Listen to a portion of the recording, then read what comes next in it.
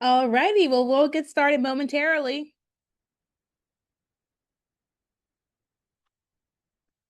Let a few more people in.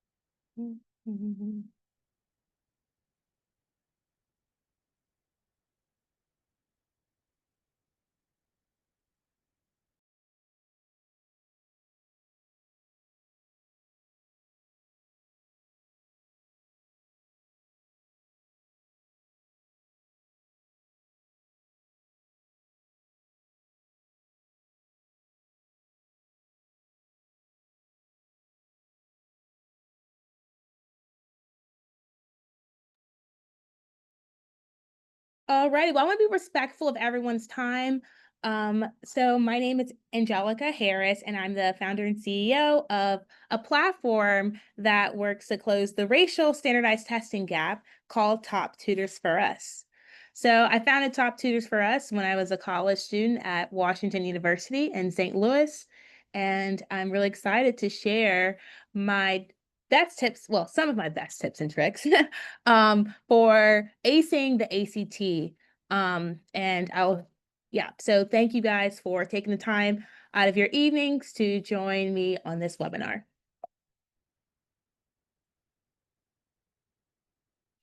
So what I will discuss, I'll share a little bit about my ACT journey. It's pretty unique.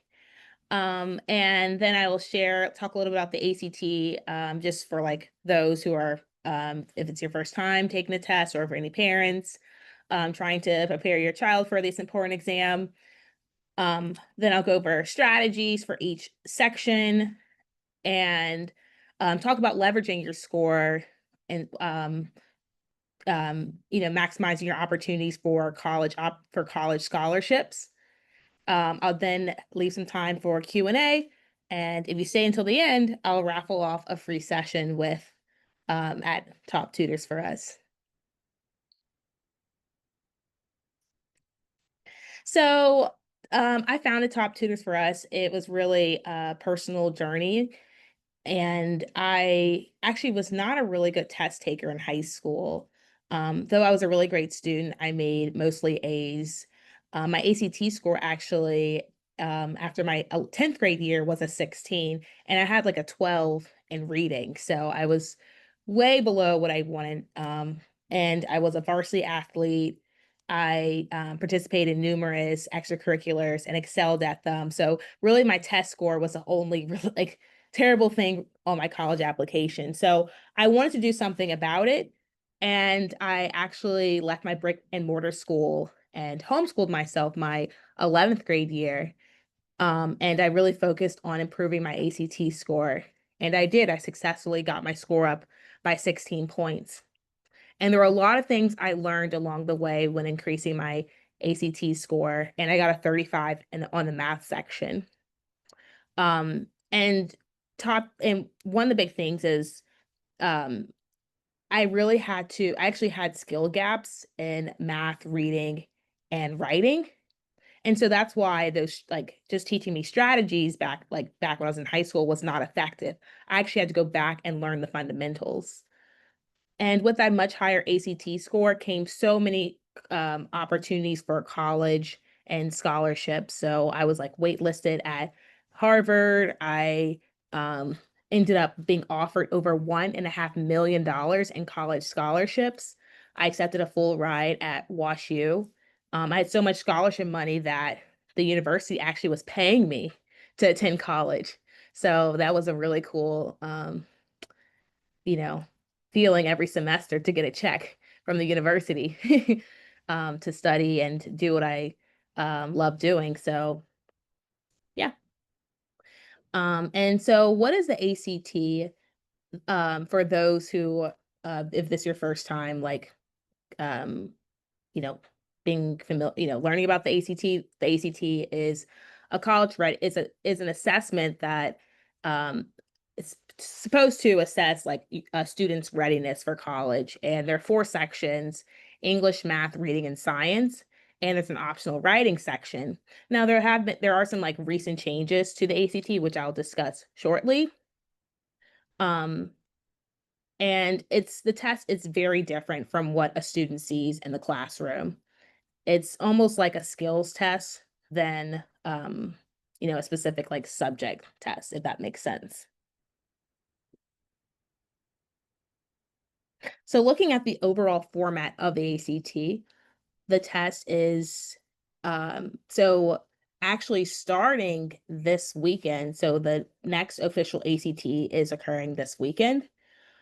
And the test format actually is changing quite a bit. So the ACT already added a digital version. So students have the options to take either a paper version or a digital version.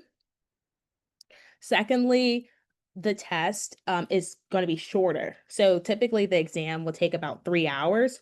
Now it's going to take about 2 hours to take. And the ACT did this to mimic the SAT.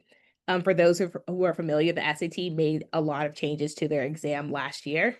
And so the ACT didn't want to be behind. They also want to implement the same changes. So the ACT's test is shortened to about 2 hours. And yeah, and so another big change, the science section is optional. Which makes a lot of sense because the science section, and I'll jump into some strategies when I talk about science, it's actually more of like a data analysis test than it is an actual science, pure science test. Um, and there'll still be like, so I recommend, my STEM students, students trying to go into like engineering to take the science portion and the writing portion.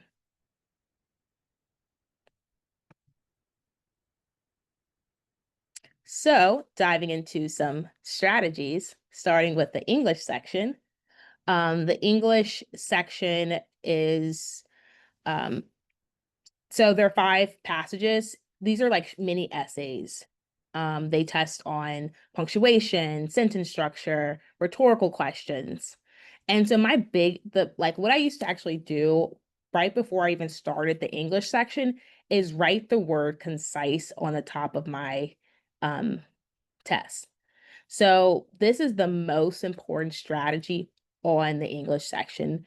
They want, they don't, the ACT does not want um, answer choices that are wordy, have redundancy, have unnecessary punctuations. So they want students to eliminate any kind of unnecessary wording. And so that's really the most, like, this is probably covers about like a large percentage of the questions, if a student remembers that rule. Also, it's super important that students understand paragraph structure and sentence structure. A student should be able to identify, understand the components of a sentence, how to fix run-on sentence, how to identify comma splices. Um, Now, there are only three ways that the ACT, I'll kind of show you an example. Um, so a really big thing the ACT likes to put in there is like have examples of run-on sentences. And there are only three ways the ACT wants a student to fix run-on sentences. And that's with a period. So actually using a period, a semicolon, or a comma with a conjunction. So the conjunctions, for those who are not familiar with it, the best way to memorize your conjunctions is with the acronym FANBOYS. So, um, yeah, so and I can, I'll share an example shortly of So if you have two sentences, these are the only three ways the ACT wants you to combine two sentences.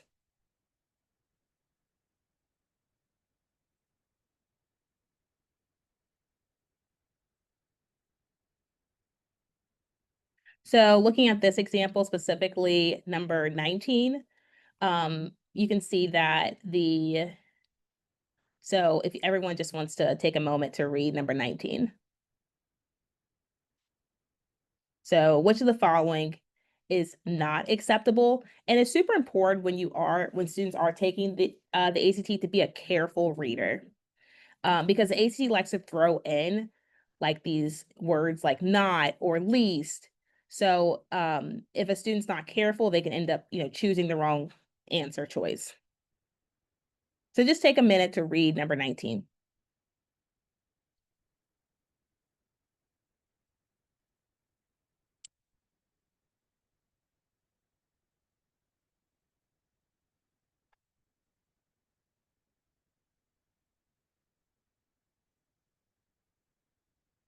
Alrighty. So if you just looking at it, the correct answer is B. So if you chose B, good job. Like these two words, that being, that's informal. First of all, using the word like that being is very informal. I don't think I've ever seen the ACT um English portion have an answer with the word being in there. And that I've taken hundreds of ACT tests. So yeah, so that's definitely not an option at all. And yeah, and so the other ones, they're very concise, they don't have unnecessary words. Um yeah. So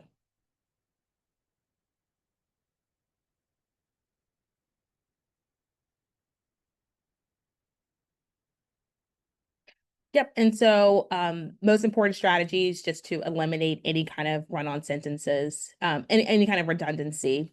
And I also want to mention a way you can move pretty fast through the English section is like you can recognize patterns. So if an answer choice has a semicolon as one of the, like, let's say A has a semicolon, and let's say B uses a period to correct the sentence, and let's say C uses a comma with a conjunction, and let's say D uses just a comma, you technically don't even need to read the question or the example and to just know that the answer is D, because the ACT sees all three of these as like use cases as the same. So all three of these, a semicolon, period, and a comma conjunction, all combine two sentences. So since they all do the same thing, like none of them can work.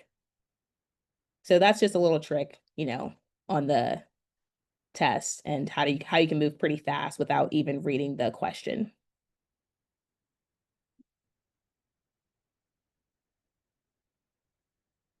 Oh, actually, I feel like I'm going backwards. Wrong way.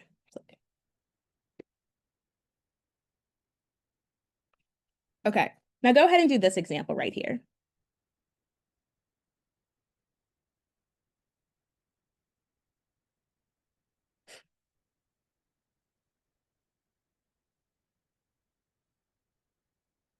So scorpions will sting anyone they accidentally encounter as they crawl inadvertently into human habitats. So is it answer crawl inadvertently crawl, are crawling inadvertently, or crawl?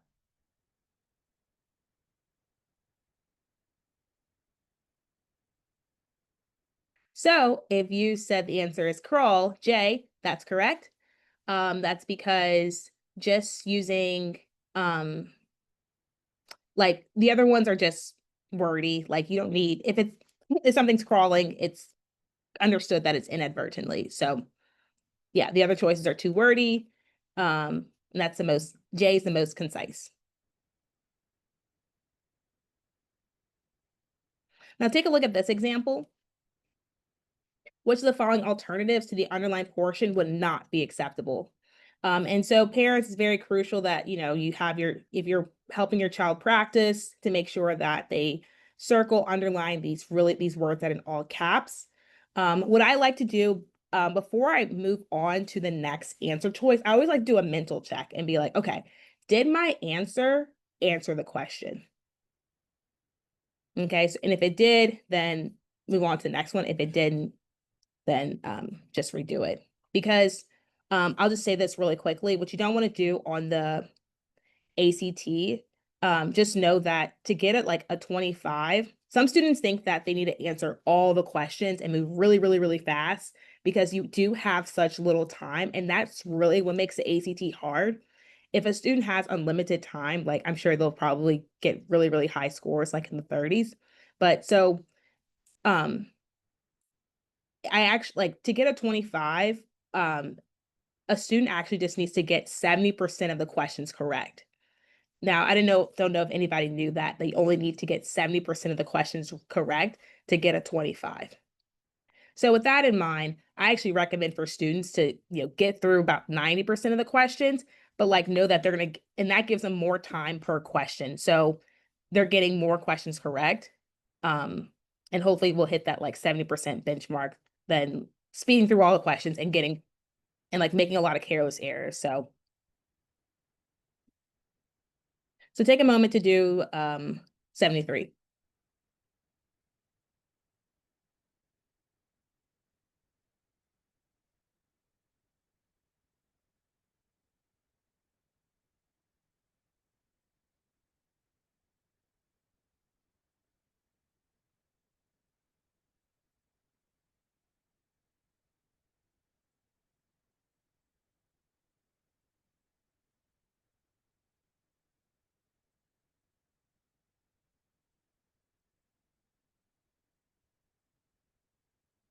So for 73, if you did everyone have enough time to read the question and all the answer choices? Okay. So for 73, you can literally just what I said previously. Um, you can see that you have answer choices that one separates it with a period, another one separates it with a semicolon, another with a period. You do have like, if you look on the right-hand side, the wordings do change a bit. And then you have one over here that separates it with just a comma. So this answer choice is pretty alarming to me. And that's the one I think is the answer that's not acceptable.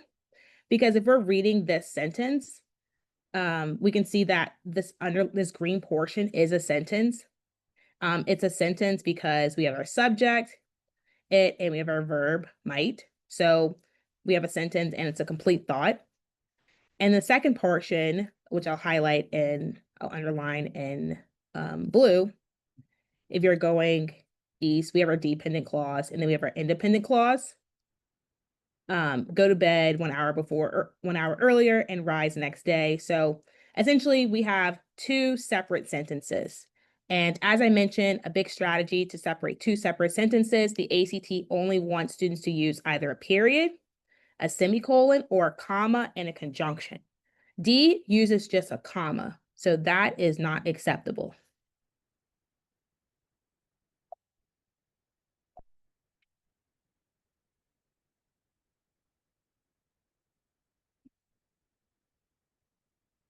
Okay, now moving to the math portion.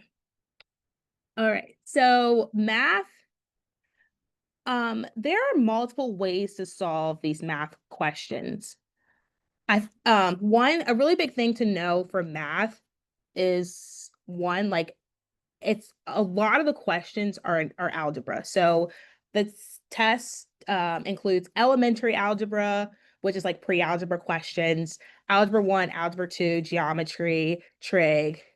So yeah, it goes all the way up to trig. The vast majority of the questions, roughly like 80% of the problems are algebra. So um if your student is like has a really low math score, it's probably because they're missing a lot of like their algebra skills need some work. So um yeah, and it's really crucial. Another thing to just to know, like, is a student can't just like memorize, like they do need to memorize the formulas, but they also need to like understand the components of the formula. because it's ACT tests on mastery, and many of these questions, it's not like they're asking like what's, graph a line. Many of the questions are word problems, so they have to be able to apply that formula, and it's multi-step. So they really have to understand how to like the components of in the formula and when to use it. Um, and so my big strategy for the math portion is don't be afraid to guess and check. What I really love about the ACT and just standardized tests in general um, is the test is all multiple choice. So the great thing about multiple choice, one of those answers is right, right? So um, definitely, like don't be afraid to like if especially if you have like an equation problem, don't be afraid to just like guess and check. Like they're not going to check your work. All the ACT cares about is like, did you get the right answer? I also will also mention, drawing out a little picture, especially for geometry problems, is super useful. Um, but yeah. So if you want to take a moment to do this problem, this is probably not the best guess and check, but yeah.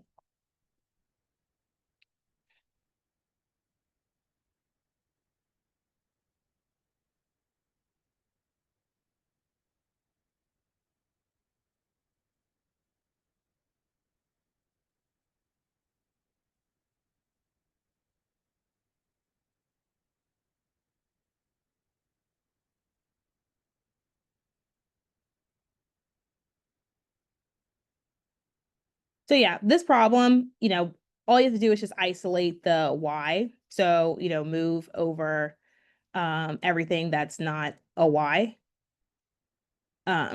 So if I were to do this, but it's kind of hard for me to do this on a computer, but so it should be like 6x, or let's see, minus 2y.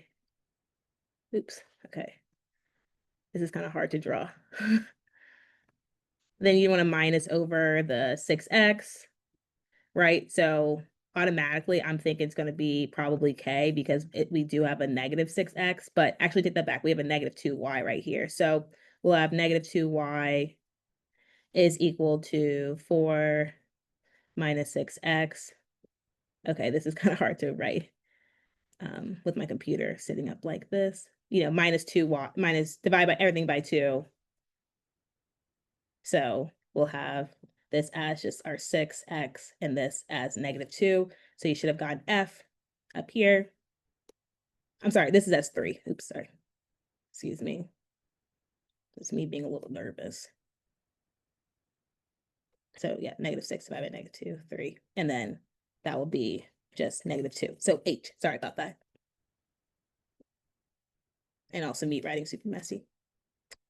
But I also want to show you how to do, it's also super important to just be very comfortable with the formulas for the ACT and just be very quick with rules. So for example, with this problem, um, like your student needs to know radius, they need to know that this is a right triangle. So this is a chord, so it gets broken up into two components. And immediately, a student, if they know formulas for like, a right triangle, they'll know this is a special one. So it's a 3, 4, 5 right triangle.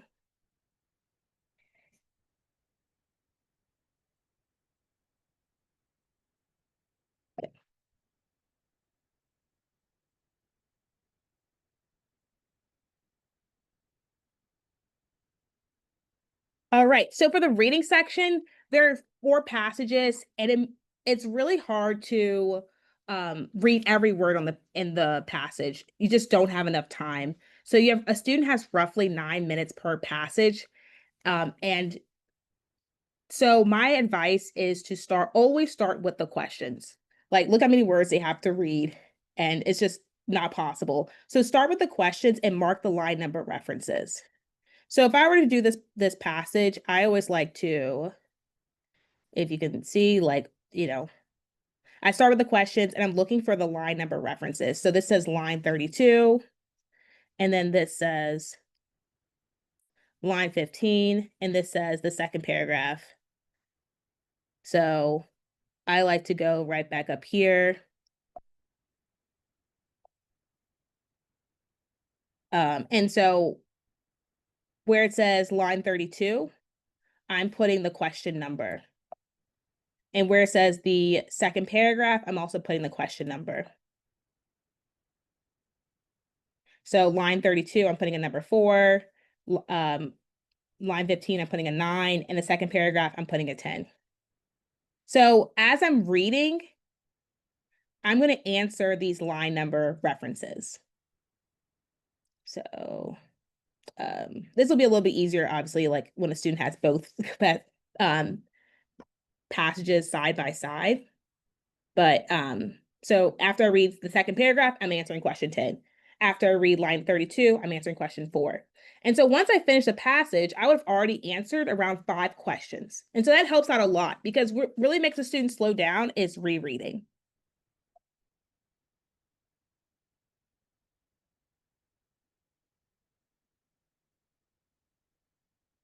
Okay.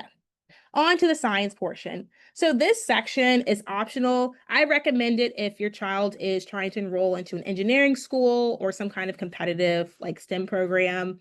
Then yeah, taking the science would definitely help. Also, if your child is just naturally good in science, then definitely, and that's just like one of their highest scoring sections, then definitely keep that as part of their score report.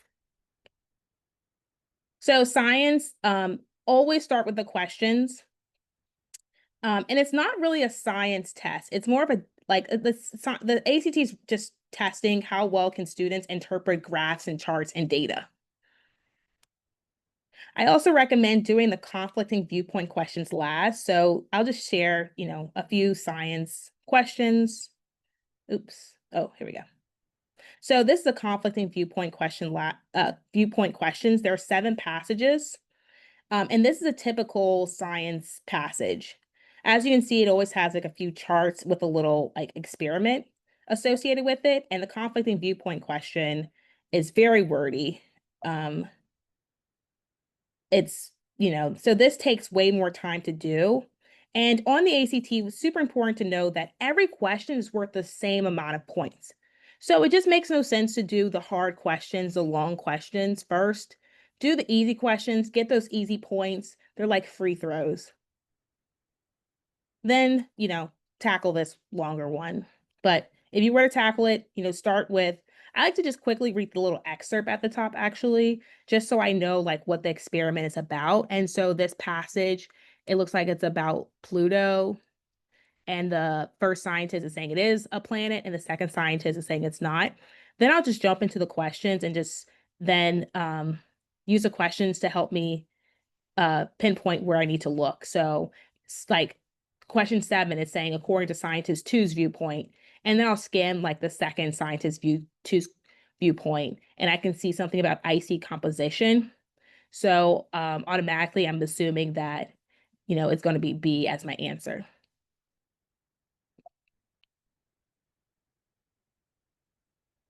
Alrighty. So moving right along. How the ACT is scored. Um, just depending if you choose to take science, so it'll be all the sections divided by 4, or if you choose to opt out of science, it'll be English, math, and reading. So those 3 sections divided, your scores in those 3 sections divided by 3. Your composite, so yeah.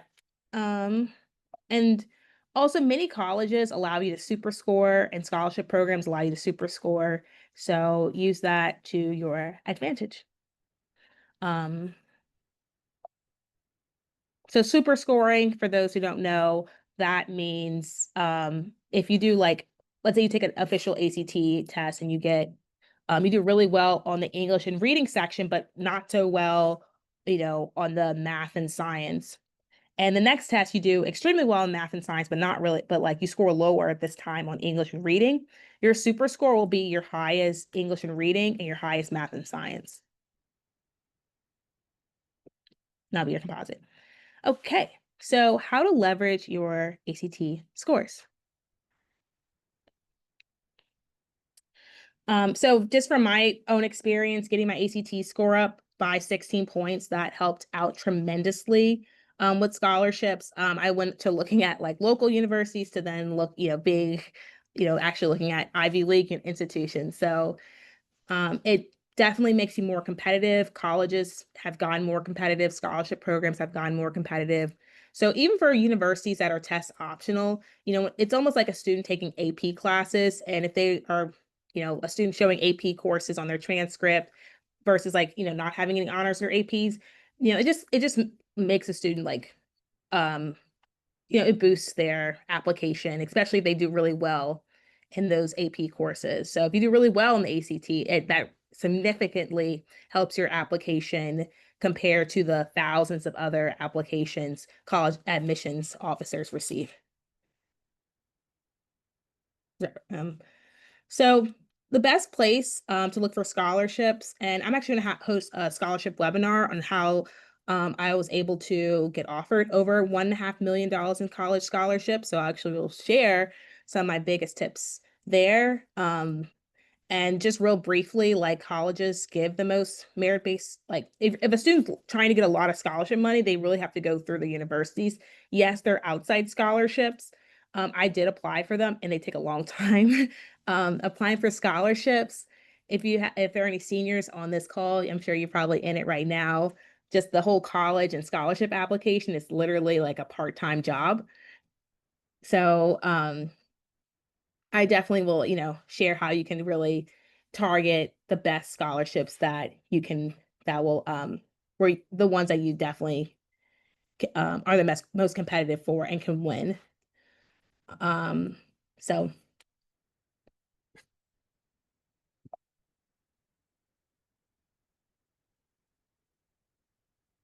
all right, so universities with high scholarship award rates. So Dartmouth, WashU, NYU meets 100% of demonstrated need.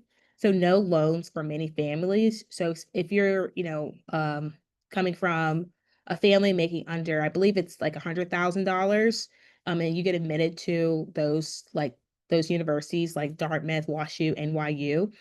So you no loans. Your child will not have to take out a student loan. That's their promise. And so there are many of those, especially those top universities, committed to that. Duke University's need blind admissions, so full need met. UNC Chapel Hill, debt-free education for low income admitted students. So we have seen a good bit of universities. Well, the top universities, like they did go test optional, but actually return the test.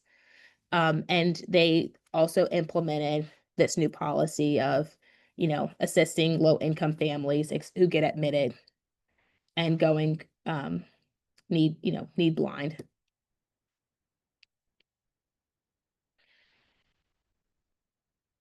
And so HBCUs, especially if your student has a higher test score, that'll definitely make your child stand out in the application process. And HBCUs, so historically Black colleges and universities. And yeah, higher scores lead to just better outcomes. So if you're, just getting over a 30 just opens up so many opportunities um, for scholarships, and colleges can increasingly getting more expensive. I follow WashU, and I just keep seeing every year they're increasing their tuition, which is really wild. So I always tell parents and students, they ask me, what's the easiest way to get scholarships? Really increasing your test score. So I'm originally from Louisiana, New Orleans specifically. And in Louisiana, there's top scholarship. So if your child hits over 20, then they can qualify for top scholarship, which is the state scholarships if they decide to go to college in state. And like the higher their score, the more scholarship money they get. So that's really the most guaranteed way to get scholarships is to increase your test score.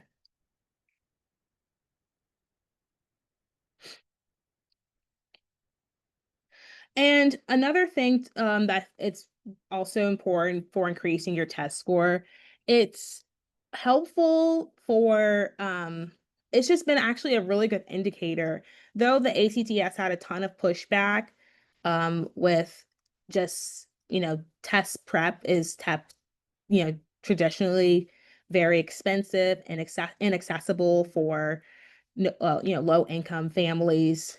And, some of the questions have its bias, um, with the wording. So that can typically um, throw off a lot of like, sometimes ACT acts about like, mountains, or the stories about mountains that can kind of throw off some students who don't live in that, geographic area. So yes, though the AC has like had those like those studies that come out, about the, biases and stuff, it's actually been a very good indicator of a student getting a correlation to the student's GPAs and their pass rate in college. So students with higher ACT scores are generally, they have higher graduation rates. So, um, so college admissions counselors will be, placing higher emphasis on ACT scores moving forward, because what universities really care about is something called yield. And so yield is how many of their students that they admit, one, accept going to their university and also graduating. And they want to make sure that, okay, if they admit a student, they go to that university, they accept that offer, and they also graduate. So, um, the ACT scores, those test scores, really influence their decisions. So Top Tutors for Us, why I founded it, was really, just my own, like I said, having a low test score and just my own, experience of having so many opportunities after I had a really high test score. And I also helped my brother get, he went from an 18 to a 27. He got into USC. And so, I've helped other students get from very low scores to scores in the 30s and get accepted to schools like Vanderbilt and Howard and, um, UNC. And so I really, and most of the students I was working with were students of color. And, um, a big challenge that I found with, um, especially my community, was like we had very low test scores, and there was not a test prep platform out there that assisted students who look like me. And I wanted to fill that gap. So, Top Tutors for Us, we're actually now in 20 school districts. We've been around for almost 3 years. And primarily, we're working with schools in the St. Louis area and Louisiana. And our stats are really, really great. On average, we're increasing students' ACT scores by 7 composite points and SAT score by 120 points. And 95% of students improve um, their scores. So, especially students who do our program, every student that enters our platform, they takes an assessment. So we have these diagnostic assessments. I've actually categorized all the important concepts on the ACT. So it's, our assessments are really detailed, where we actually predict a student's test score, plus, give them analysis on how well they did across the important concepts, and provide them with recommendations, um, on their areas that they need to focus on. So, we have 10 assessments like that in our program. Plus, students have targeted homework daily, 30 minutes of targeted homework, and they get to work with a tutor who's culturally competent. So, a tutor who actually looks like them, which is, really fun and exciting, because our tutors hail from top universities and scored, really high on the ACTs and SATs.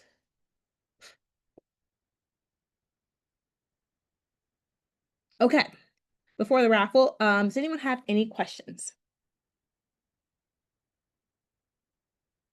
about any strategies? I'm happy to jump into more strategies if you guys would like to hear more. Definitely let me know.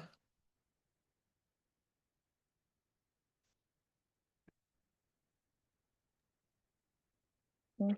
Hi, I have a quick question. I'm subbing in for my daughter. She's a junior now.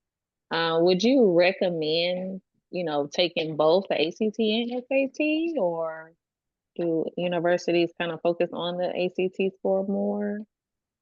I recommend actually just focusing on one test. So what she can do is, well, sometimes based on like the where you're based, like where you're located in the country, some curriculums are actually targeted like better towards, um, you know, one test over the other. So like the Northeast, generally students are taking the SAT. Like I'm from the South, so generally students are taking the ACT. So definitely I would recommend that she takes both tests and then see which one she really likes. Then focus on just studying for one because all universities take either or. And it's just a lot of work to study for one. And so to study for two, it's just gonna be it's just not necessary because, you know, she can submit an ACT score or an SAT score is acceptable either Okay, one. thank you.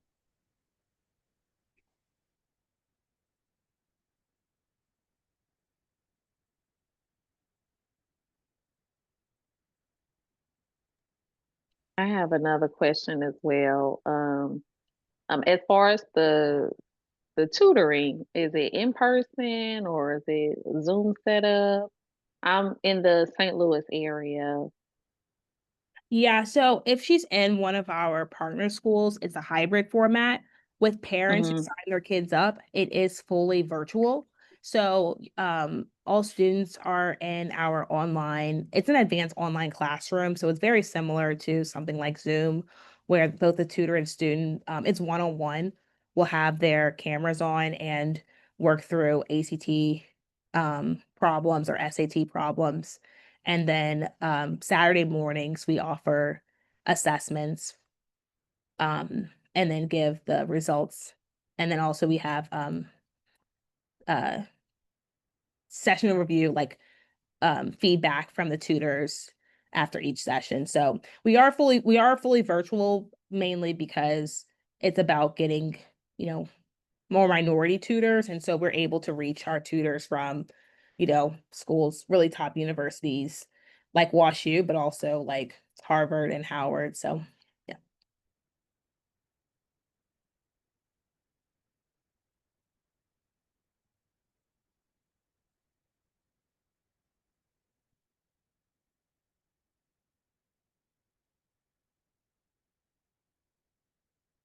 Actually, we have Lashana.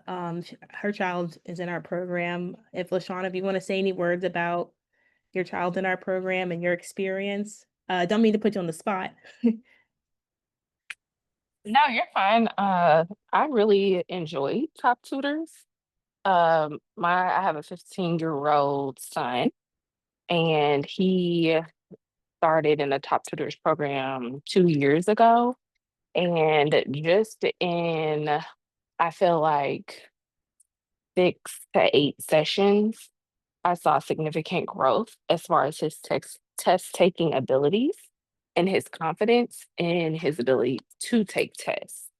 Um, he broke it, he was able to break it down in those sessions into something that was more tangible for him versus looking at it from oh my gosh, I have this whole test to take. And the Saturday sessions also worked really well for him too. So I think overall, his taking ability definitely improved, and that was made possible through Top Tutors, and the information that Angelica and the tutors provided to him. And not only that, I think it also helped in his schoolwork as far as test taking, him taking tests and him being a little bit more confident as far as taking tests.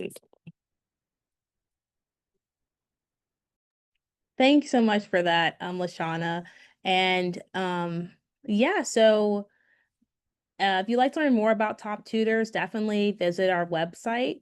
Also, feel free on our website, and I can drop our Calendly. If you would like for one of our team members to have like an info session call, let's say you're a parent, and you're just, you know, let's say your child is like stuck at a score and you're just trying to figure out, you know, how to get their score up. Definitely book a call with our team and we can um, share how we can help them. But also feel free to unmute yourself. We still have some time left. in the webinar.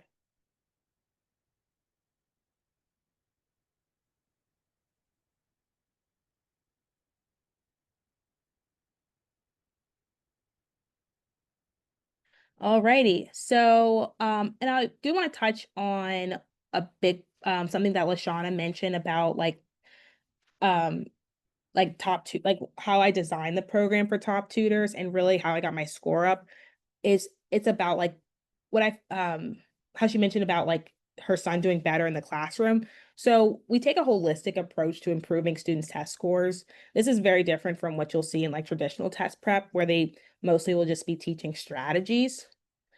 So we really break it down, like students are learning algebra skills, reading, speed reading skills, writing skills, learning about sentence structure, paragraph structure, punctuations. We really dive into the definitions and use cases. So it's more of an academic skill building plus test prep program.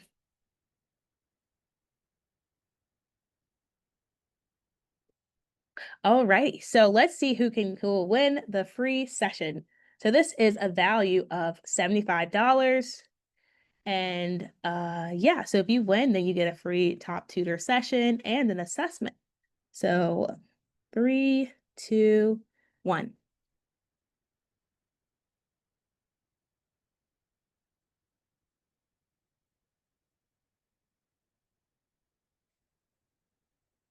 Congrats, Miles. You won. So my team will be in touch with you. Whatever email you use to RSVP will email you there. All right, thank you. Yep, of course.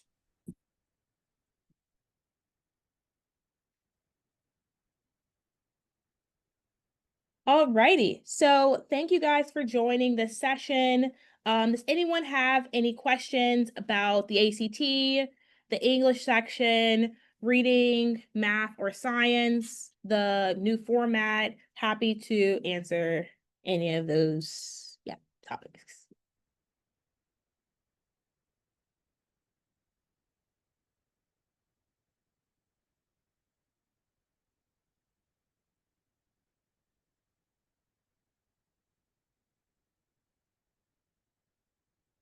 Okay, so if no one has any other questions, thank you guys again for joining. My next webinar is in 2 weeks, and I'll be talking about scholarship. So that $1.5 million, I was offered $1.5 million in college scholarships, and I'll share how we can get your child to also have that many scholarships, $100,000 plus, how to get $100,000 plus in scholarships. We know college is getting way more expensive, and yeah, so how we can, how your child can be competitive in that very, very competitive pool process. So I will see you guys in 2 weeks. Thanks for coming. Oh, Ayana, if you follow us on Instagram, so everyone follow us on Instagram and Facebook, Top Tutors for Us. I will be sharing sound bites, and then also if you subscribe to our newsletters or our YouTube page, this recording will be uploaded as well. Thank you.